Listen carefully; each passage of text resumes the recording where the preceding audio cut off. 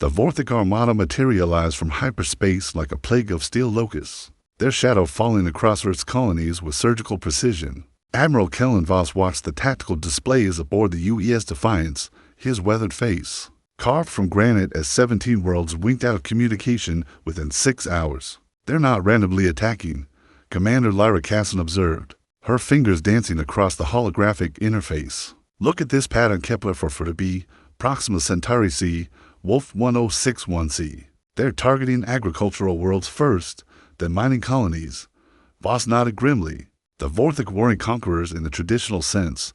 They were methodical exterminators, believing that only one sapient species could exist in any given galaxy. Their philosophy was simple: eliminate competing civilizations through systematic resource starvation. Before delivering the killing blow, estimated timeline, Voss asked. "At this rate of expansion, they'll have us completely cut off from supply lines within 8 months, reported Lieutenant Commander Dane Torek from his position at the tactical station. After that, he didn't need to finish everyone aboard. The Defiance understood the mathematics of siege warfare. The Vorthic had done this before their historical record spoke of 12 previous species. They'd driven to extinction through identical tactics. Captain Nara Hendricks burst onto the bridge, her marine combat armor still scorched from the evacuation of Titan Station. "Sir, we've got 300,000 refugees in our cargo bays." The Vorthic didn't just hit military targets, they glassed civilian population centers on Kepler for 2B. Complete orbital bombardment. The bridge fell silent except for the hum of life support systems. Voss had served for 37 years, had seen humanity's expansion across the stars, had witnessed first contact with 17 different species. But this was different. The Vorthic weren't interested in negotiation, territorial disputes, or resource sharing. They wanted humanity erased from existence. "How long until they reached the Sol system?" Voss asked quietly. Casson's fingers flew across her console. "Based on their current advancement rate and the time needed to consolidate each captured system. 14 months, sir." Voss turned to face the main view screen, where Earth hung like a blue jewel against the star field. Somewhere down there, in the sprawling cities and quiet suburbs, 4 billion people continued their daily lives, largely unaware that an extinction-level threat was methodically carving through human space. "Set a priority transmission to Earth Command," Voss ordered. "Full military mobilization. Every shipyard, every training facility, every resource we can marshal. And get me Admiral Rex Donovan on secure channel. We're going to need the Ghost Fleet." The Ghost Fleet, humanity's most classified military project, consisting of vessels and weapons systems that officially didn't exist. If the Vorthic wanted to make this a war of extinction, they were about to learn something about human nature that their databases hadn't accounted for. As Defiance began its journey back toward Earth, carrying its cargo of traumatized refugees, Voss watched the tactical display update with new intelligence. The Vorthic fleet was massive, over 8,000 vessels of various classes, supported by mobile shipyards and resource processing platforms. They'd clearly been planning this assault for decades, but they'd made one critical error in their calculations. They assumed humanity would respond like the 12 previous species they'd eliminated, with desperate defensive actions, attempting to preserve what remained of their civilization until inevitable defeat. The Vorthic were about to discover that humans didn't just fight to survive, they fought to win. The first real engagement came at the Barnard star system, where humanity decided to make its stand not for victory, but for intelligence. Admiral Voss positioned the reformed Third Fleet 47 vessels, including the retrofitted dreadnought Sovereign's Wrath, in a defensive formation that appeared standard to Vorthic tactical analysis. Commander Enzo Valerio, aboard the stealth frigate Shadow's Edge, transmitted from his position in the asteroid belt. Vorthic forward elements are maintaining standard siege formation: 12 heavy cruisers, 36 destroyers, and wait, contacts bearing 27 Mark IV. Those aren't warships. Captain Nara Hendricks, now commanding the assault carrier Ironstorm, confirmed the readings. "Confirmed, Admiral. They're deploying resource extraction platforms. They're planning to strip mine the system while we watch." This was the Vorthic method: not just defeat their enemies, but demonstrate the futility of resistance by consuming human resources before human eyes. It was psychological warfare designed to break morale across entire species. Voss smiled coldly. "All units, execute Prometheus protocol." The battle erupted with calculated ferocity. Human vessels engaged the Vorthic fleet in what appeared to be a desperate defensive action. The Sovereign's Wrath traded missile barrages with Vorthic heavy cruisers, her armor plating buckling under the alien energy weapons that carved through steel like butter. Captain Miranda Cross, commanding the destroyer Righteous Fury, watched her forward shields collapse as a Vorthic destroyer concentrated fire on her vessel. All hands braced for impact, engineering, reroute power from non-essential systems. The Vorthic weapons were devastatingly effective. Their plasma projectors could superheat and vaporize human armor at ranges exceeding 300,000 kilometers. But as the battle raged, something became apparent to the alien commanders. Humanity was losing, but they were learning. Every human vessel that took fire was recording detailed telemetry data. Every shield collapse, every armor failure, every successful human counter-strike was being analyzed in real time and transmitted to hidden data collection vessels positioned throughout the system. "Sir, Righteous Fury is venting atmosphere," reported Lieutenant Commander Toric. "Captain Cross is requesting permission to ram the nearest Vorthic heavy cruiser." "Denied." Voss replied sharply. "Execute withdrawal sequence. All vessels fall." Back to jump coordinates. The retreat appeared chaotic, desperate. Human ships limped away from the battlefield, many trailing debris in atmosphere. The Vorthic fleet commander, Overseer Kithrix, watched from the command deck of his flagship Eternal Dominion as the humans fled. But Captain Hendricks, monitoring long-range sensors from Iron Storm, caught something the Vorthic missed. "Admiral, Stealth Probe Network confirms full data collection. We've got complete tactical analysis of their weapons, shields, and maneuvering patterns."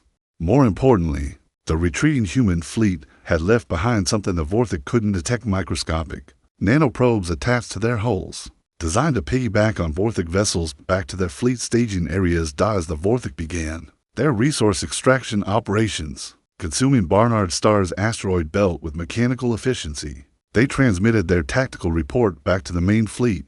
The humans had fought predictably, using standard defensive formations and COMENTIONAL weapons. They appeared to be a typical species in the early stages of interstellar development. What the Vorthic didn't realize was that the nanoprobes now spreading throughout their fleet were collecting detailed intelligence about their ship designs, crew complement, supply chains, and most critically, their strategic command structure. Admiral Voss stood in the Defiance's war room 3 days later, studying the intelligence windfall. The nanoprobes had mapped the entire Vorthic fleet composition, identified their command hierarchy, and most importantly, revealed their central weakness: they're completely centralized. Observed Commander Casson, every tactical decision flows through their overseer hierarchy. Cut off the head, and the body dies. Voss finished. But we can't reach their command vessels through conventional assault. They keep them protected in the center of their formations, surrounded by automated defense platforms. Captain Hendricks leaned forward. "What about unconventional assault?" Voss activated the holographic display, showing the detailed schematics that humanity had purchased with the blood of the Third Fleet. 23 ships had been lost at Barnard Star, along with 4,000 crew members, but their sacrifice had given humanity something no previous species had possessed: complete intelligence about Vorthic capabilities and, more importantly, their limitations. "Gentlemen, ladies," Voss said quietly, "we're going to show the Vorthic something they've never encountered in 12 previous extinctions. We're going to show them what happens when humans stop fighting defensively." The Kepler 186 system became humanity's first lesson in Vorthic brutality. Admiral Rex Donovan arrived with the Ghost Fleet's Advanced Reconnaissance Division, only to find the colonial world of New Eden reduced to molten glass. For millions, civilians had been systematically incinerated from orbit over the course of 6 hours. "Jesus Christ," whispered Captain Alara Sinclair from the bridge of the stealth destroyer Phantom's Revenge. The planet's surface still glowed cherry red from the thermal bombardment. They didn't even try to occupy it. They just killed everyone. Donovan's jaw tightened as he reviewed the tactical data.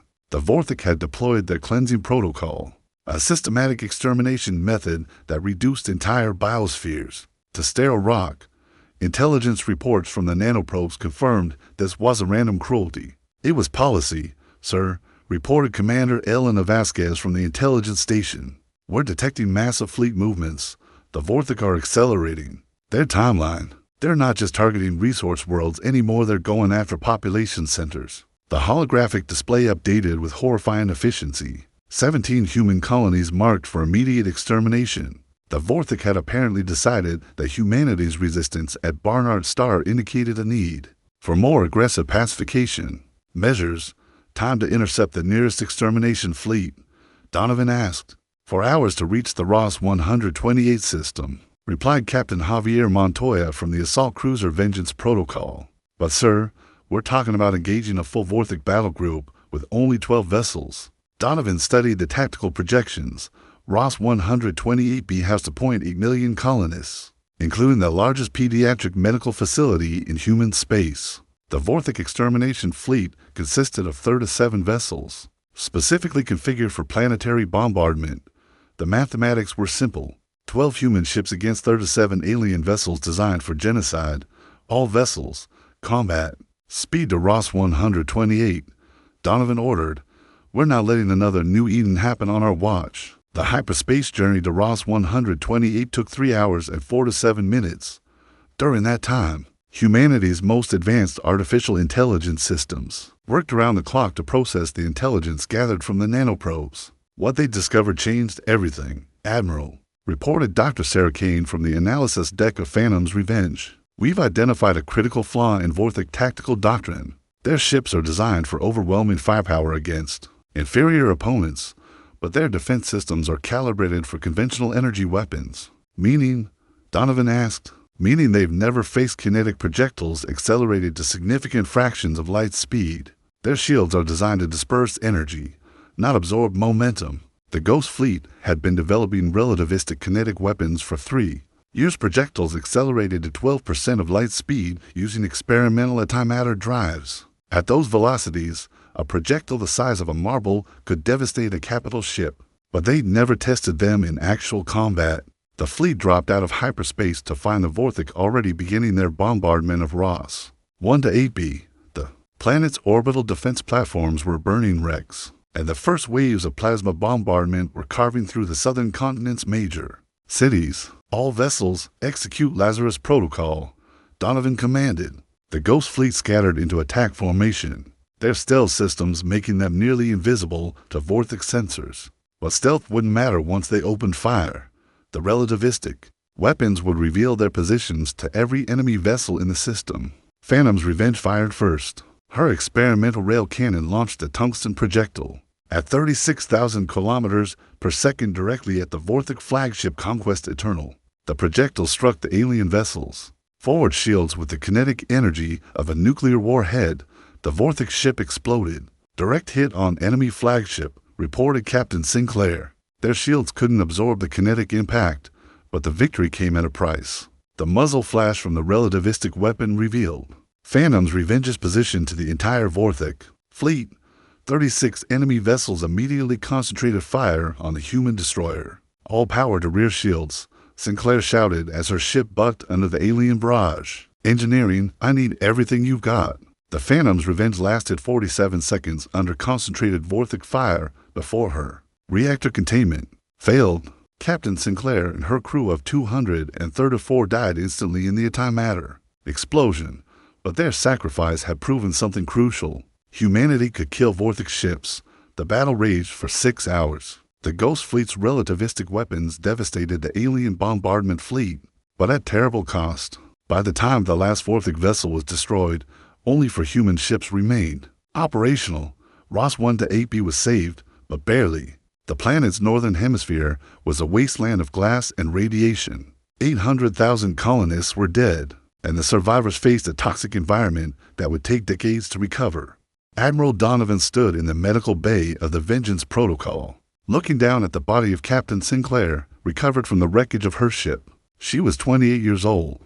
Her daughter would never see her mother again. Sir, reported Commander Vasquez quietly, priority transmission from Earth. The Vorthik main fleet is accelerating toward Sol.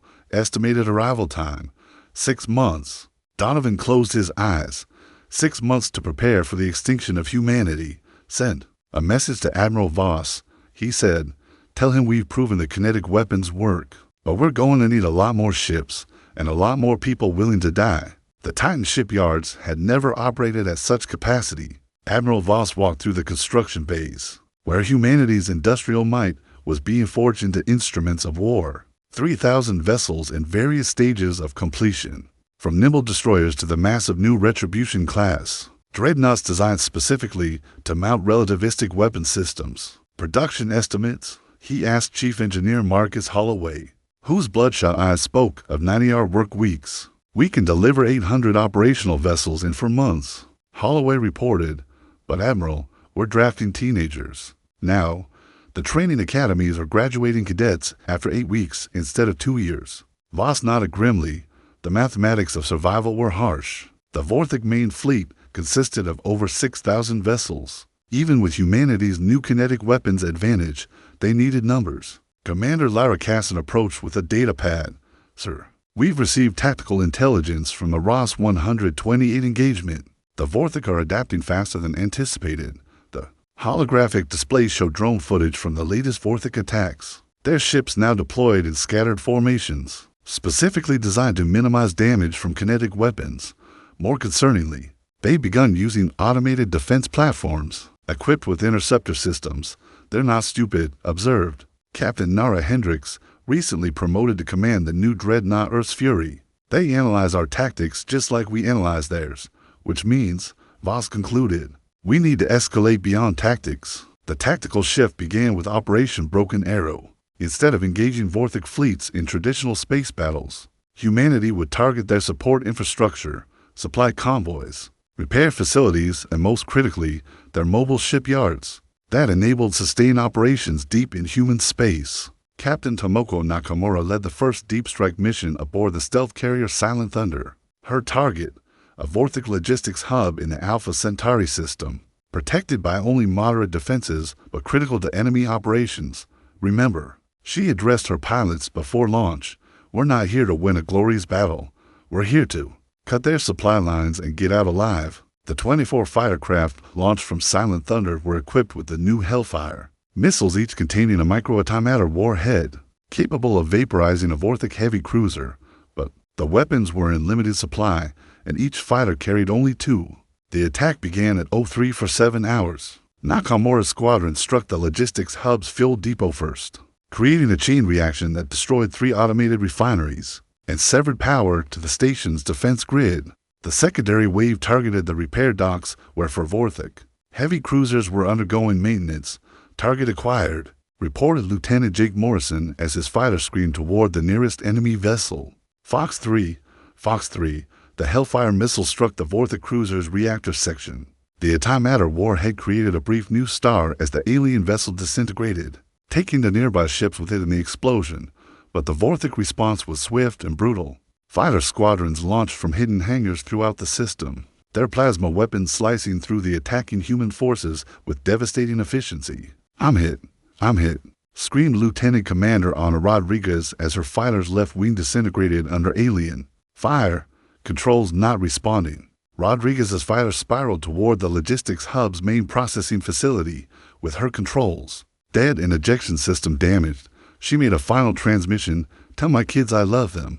Her fighter struck the antimatter storage tanks. The explosion was visible from 12 light minutes away. The entire logistics hub, along with the remaining Vorthic defenders, vanished in a fusion fireball that briefly outshone Alpha Centauri itself. Of the 24 fighters that participated in the attack, 7 returned to Silent Thunder, but the tactical shift was working. Across human space, similar deep strike missions were crippling Vorthic support infrastructure. The alien advance slowed as supply lines stretched thin and repair facilities burned. The Vorthic response was predictable and horrifying, Sir, reported Commander Casson, her voice tight with barely controlled rage. Long-range sensors are detecting systematic extermination protocols across all occupied systems. They're not just targeting military installations anymore.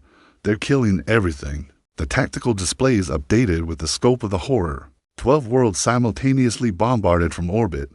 Colonial populations in the hundreds of millions, reduced to ash and radioactive dust. The Vorthic had decided that if they couldn't maintain their methodical siege, they would simply commit immediate genocide. Admiral Voss studied the reports in silence. Kepler for 4 million dead. Gliese, 667cc, 7 million dead.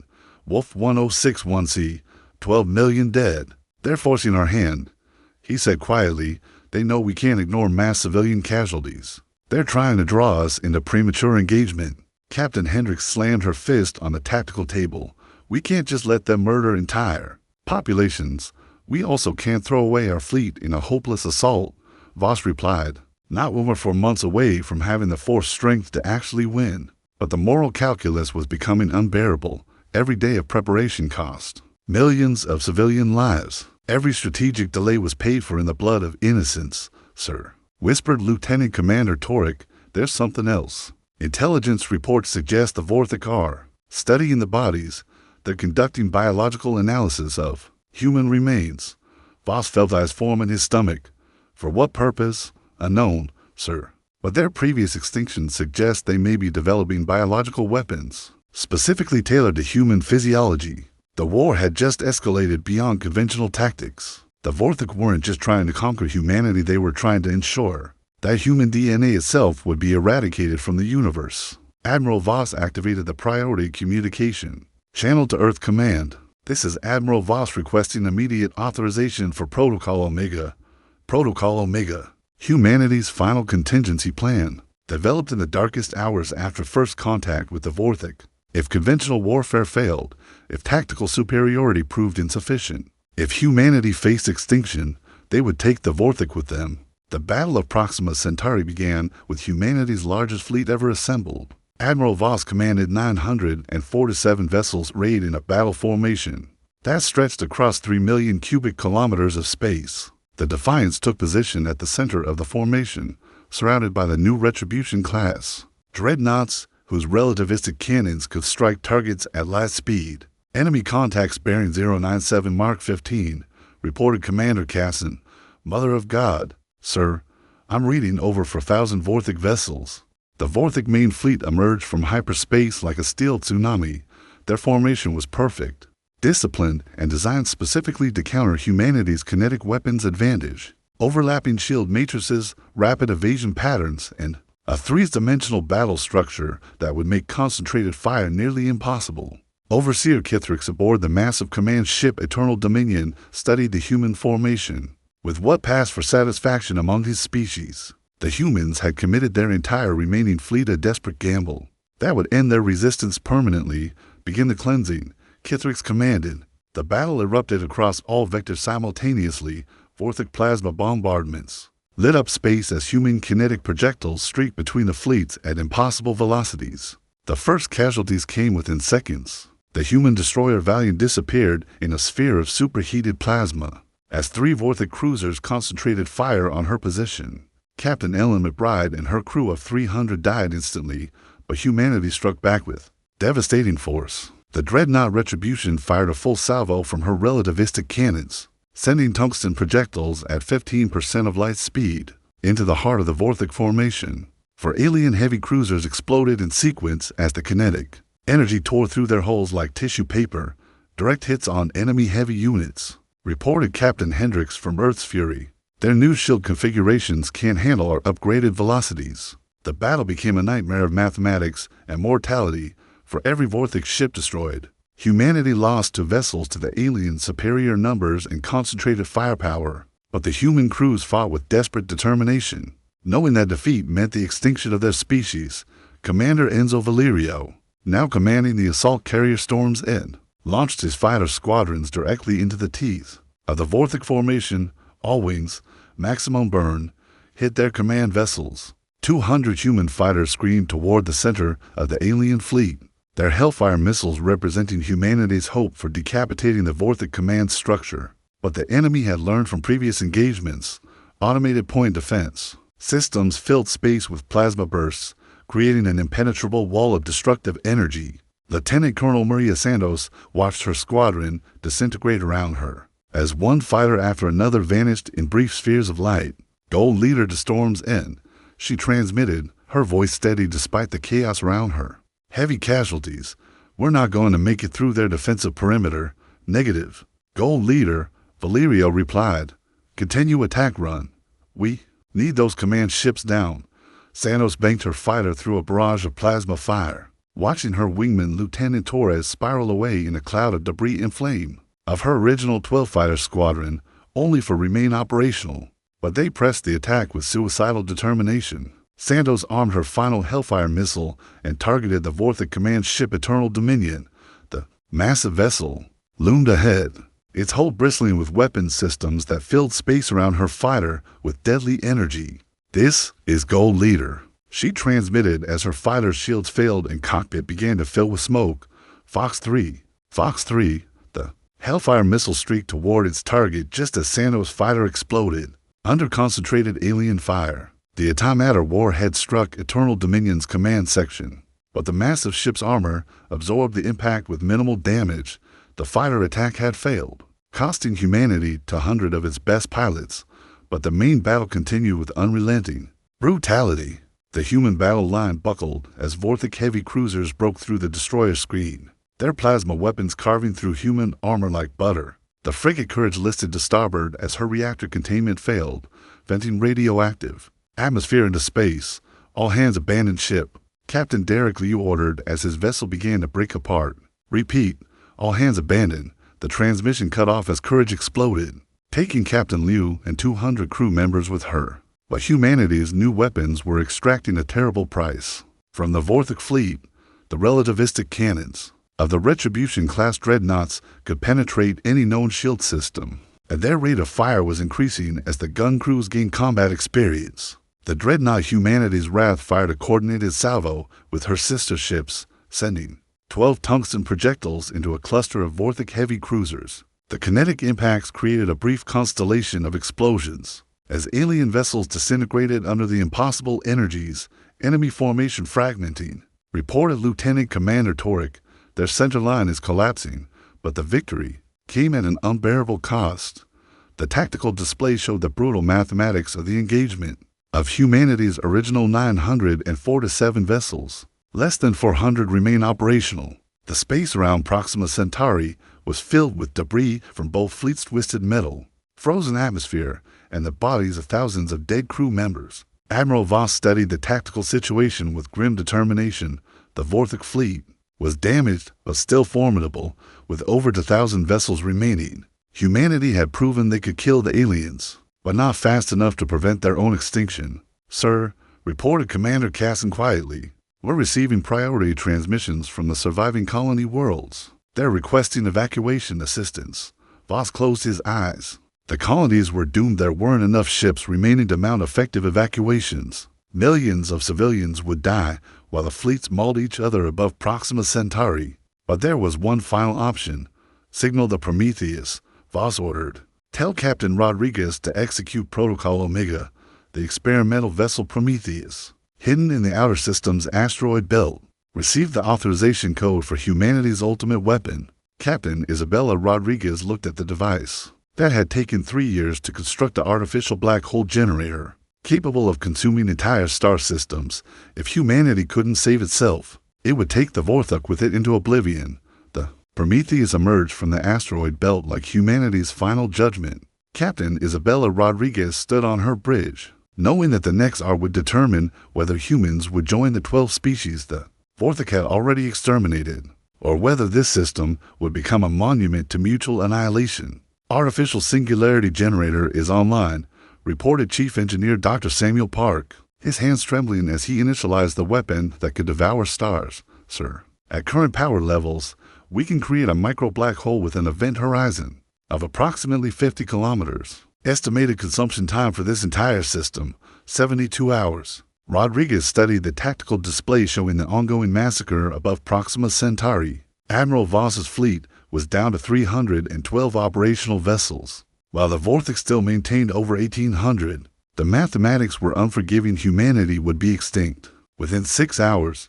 "Target the gravitational focal point between the two fleets," Rodriguez ordered. "If we're going to die, we're taking every last one of these bastards with us." But as Prometheus began its final approach, something unexpected happened aboard the Vorthic command ship. Eternal Dominion Overseer Kithrix received a priority transmission from the Vorthic High Council, a message that had traveled for months through hyperspace. To reach the front lines, the message was brief and absolute: immediate withdrawal authorized. Human species demonstrates unacceptable tactical adaptation. Extermination protocols suspended pending strategic reassessment.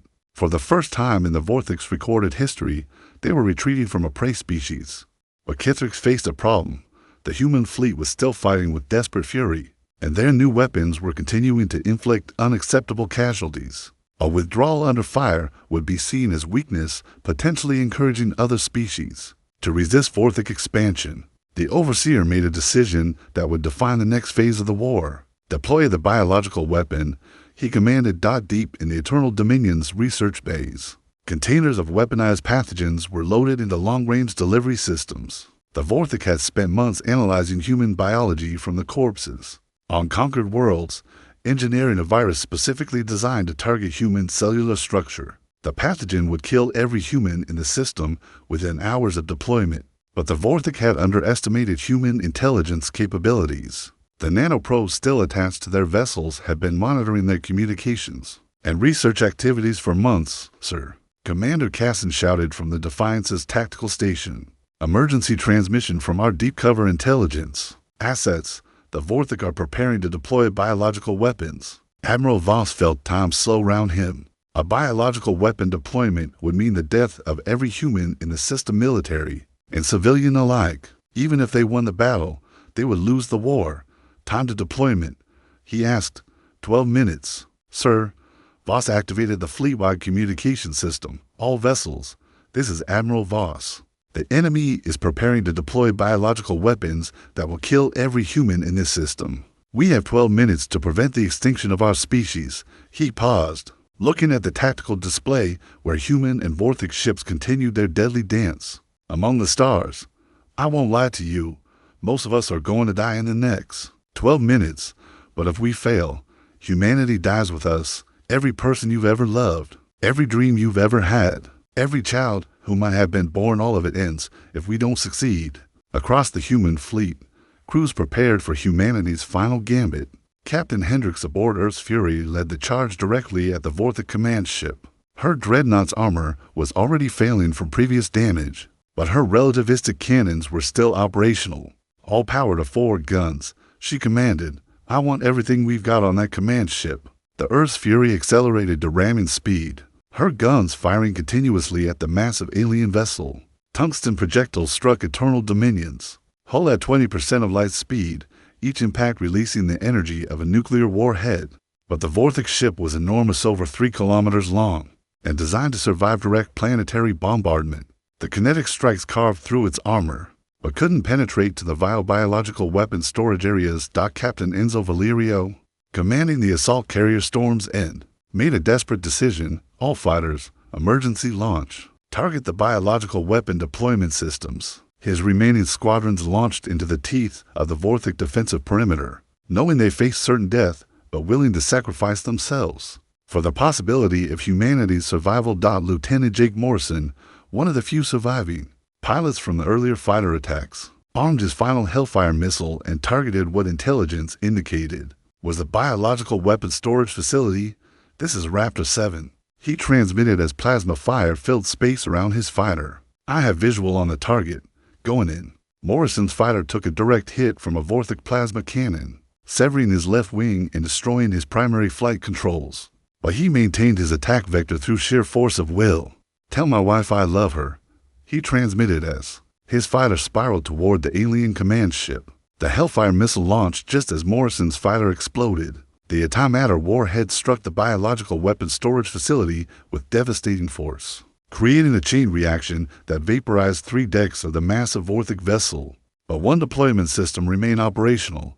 Overseer Kithriks, bleeding from injuries sustained in the attack, personally initiated the biological weapon release. Containers of engineered death launched toward human vessels and the nearby colony worlds. Captain Rodriguez aboard Prometheus watched the pathogen deployment with cold calculation. The artificial singularity generator was now fully charged and ready to create humanity's final testament. Sir, reported Dr. Park, if we activate the black hole generator now, the gravitational distortion will prevent the biological weapons from reaching their targets. The pathogens will be drawn into the event horizon before they can spread. Rodriguez smiled grimly. Then we save humanity by destroying everything. She activated the singularity generator. Reality screamed.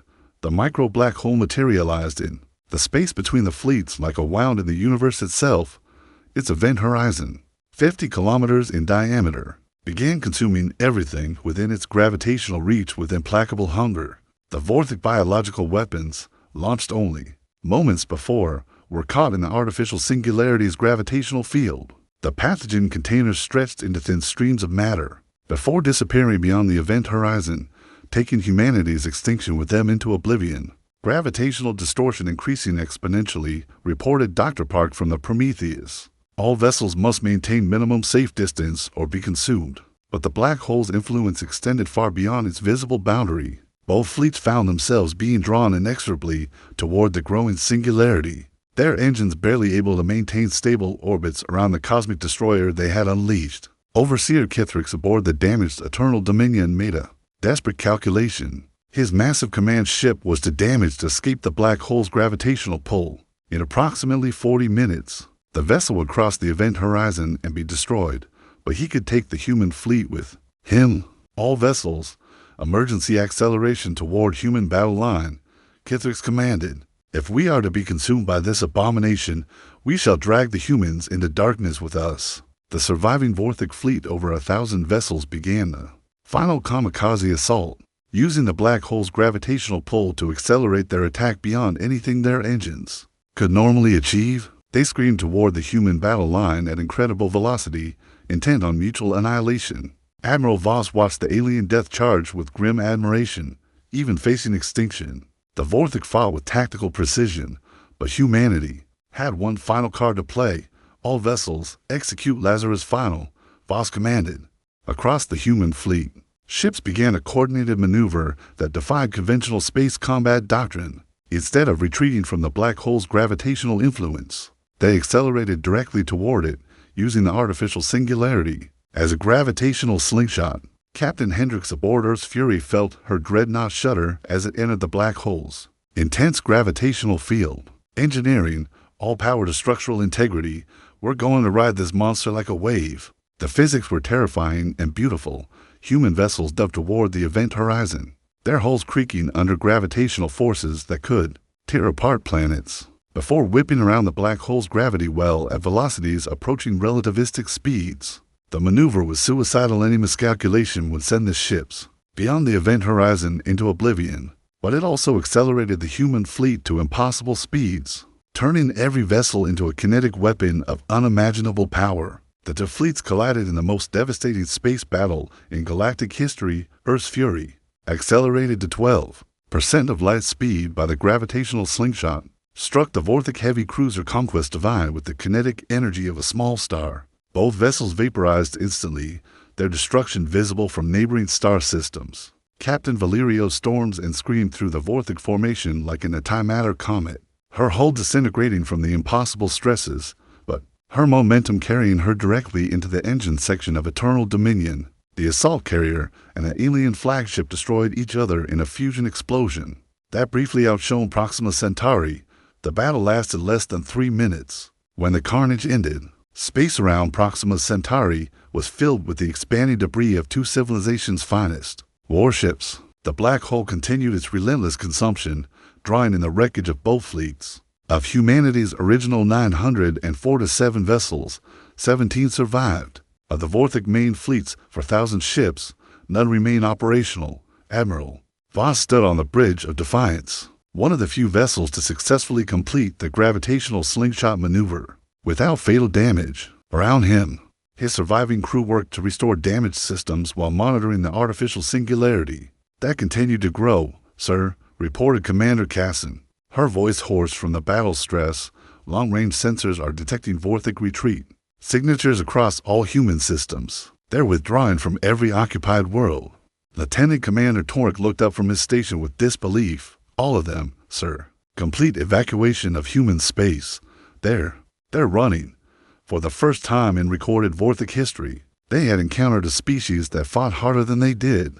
Humanity's willingness to literally tear holes in space-time rather than accept extinction had proven something the aliens had never faced before. Some species were more dangerous when cornered than when they were winning, Captain Rodriguez transmitted from Prometheus as her ship began the delicate process of collapsing the artificial singularity. Before it could consume the entire system, Admiral, we're receiving transmissions from the colony worlds.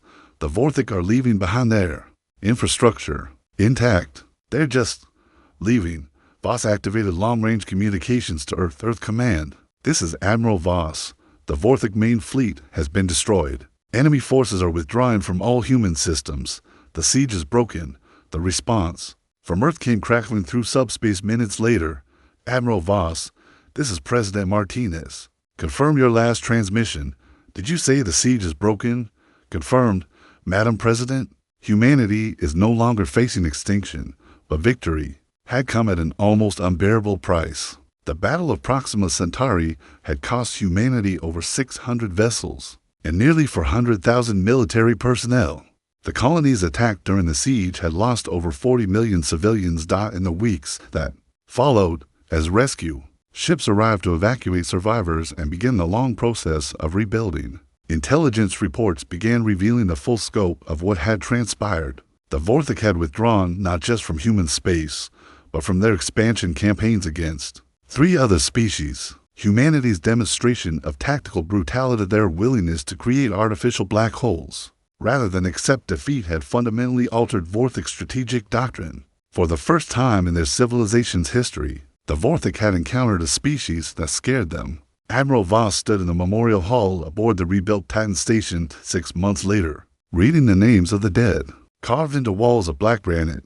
Captain Sinclair, Commander Valerio, Lieutenant Morrison, Captain Hendricks, thousands of names representing humanity's bloodiest victory. Sir, Commander Casson approached quietly. The delegation from the Altarian Republic has arrived. They're requesting military assistance against Vorthic expansion in their sector. Voss turned from the memorial wall. In the months since Proxima Centauri, 17 different species had approached humanity for military alliance. Word had spread across the galaxy that humans had not only survived Vorthic extermination protocols, but had driven them into retreat. Tell the Altarians will consider their request, Voss replied, but make sure they understand the cost of human assistance, sir. Voss looked back at the memorial wall, where new names were being added daily as the full casualty reports continued arriving. From across human space, when humans fight, everyone pays in blood, but we never stop fighting until we win. The siege of human space was over. The Vorthic had learned that some species, when faced with extinction, don't just resist. They become something far more dangerous than their enemies ever imagined. Humanity had proven that in the vast darkness between the stars, there were things more terrifying than extinction. There was the fury of a species that refused to die quietly. In the years that followed, the Battle of Proxima Centauri became legendary across the galaxy. The Vorthic never again attempted to exterminate a sapient species, and humanity's willingness to weaponize space-time itself became the foundation of the Terran Defense Consortium. The siege had been tactical, but humanity had made it personal, and in doing so, had changed the balance of power among the stars forever.